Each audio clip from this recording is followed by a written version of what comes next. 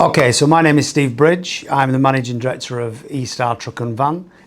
Business is some 4 years old now. I've been here since February of 2021. And my former job prior to being here, I was Managing Director of Mercedes-Benz vans in the UK. So eStar is a commercial vehicle dealer.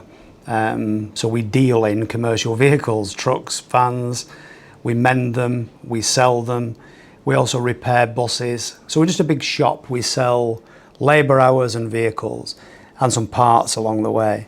I guess when we took over this business, what we wanted to do was to create the best version of a dealer that we possibly could do. In order to do that, we had to firstly establish what people we had as assets, instill a culture into the business, and then a process. And people say to me, what is first, people or process? And it's a very fine line between which is first, people and or process.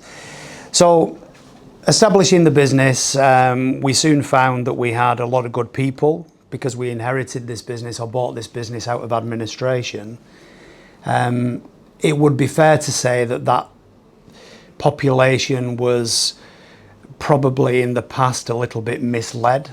I don't mean misled as in wayward, I just mean misled by their leadership. They didn't have much leadership. So they were very much out of control, very lacking in confidence. And therefore, the most important thing that we did was establish some values and some cultures to put into the business. Because at the end of the day, this business is no good and I'm no good without good people around me.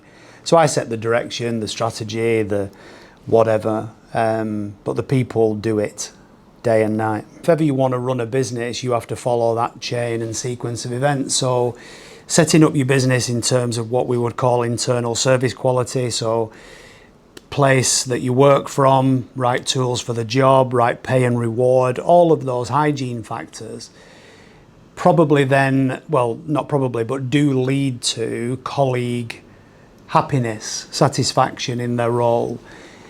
That's only the start of the journey though, because in order to, as it says, deliver external service quality, you've got to get them to do it.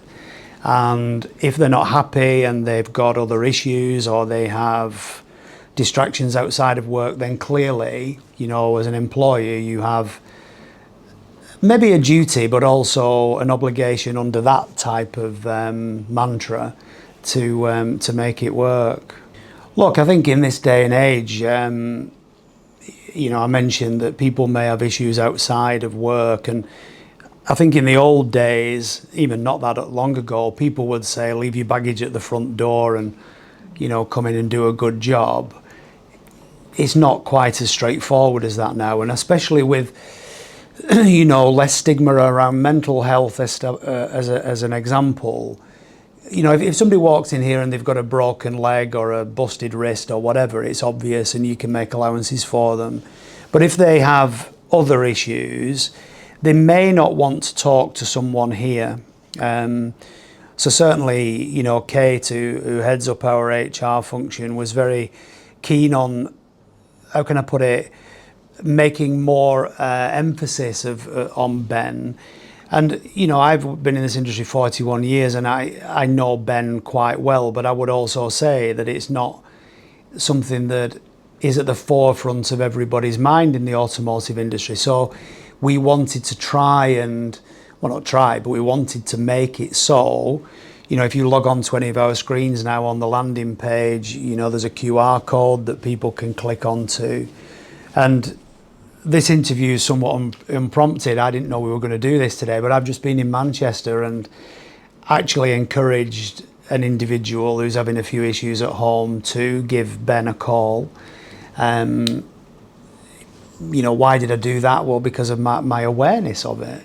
You know, I'm not a trained counsellor, am I? So I can do my best. But so a duty of care, yeah, but also an obligation. We've invested in those people, so why would we not want to help them?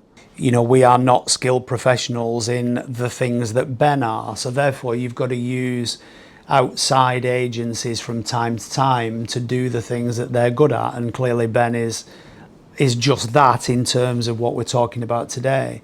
So For me, it's about an independence as well. So, maybe introducing someone or something to someone that is outside of work but has come from work. And, I just think that, as I said earlier, in this day and age, there are so many pressures on people, be it financial, moral, social. It is a bit of a nightmare navigating. We've 350 odd people that work here in multi-locations as well. Communicating with those people is massively important. And in days gone by, I used to work for GE, which was the largest company in the world at the time. And my former chairman, a guy called Jack Welch, he had a mantra which was, if you don't have fun at work, then what's the point? Yeah. Look, it isn't about me sort of saying, look, we're really good and you're not. It's about making them aware of the features and benefits, if you imagine it that way, of Ben. Therefore, what does Ben do and what's the benefit of that to your business? Because let's be honest, this is a people-driven business. I mean, we employ 350 of them, as I've said, and it is often like herding cats. So not everyone has the same, I guess everybody has the same buttons, but they're all in different places, right? So therefore, if an industry leader thinks that they can understand how everybody ticks in their business, then they're deluded. They're not. They may think that they're a great leader, and indeed, there are some very good leaders, but it can enhance your business by having Ben. That's all I would say. So, right, why not use it to your advantage rather than just ignore it because it's there? So.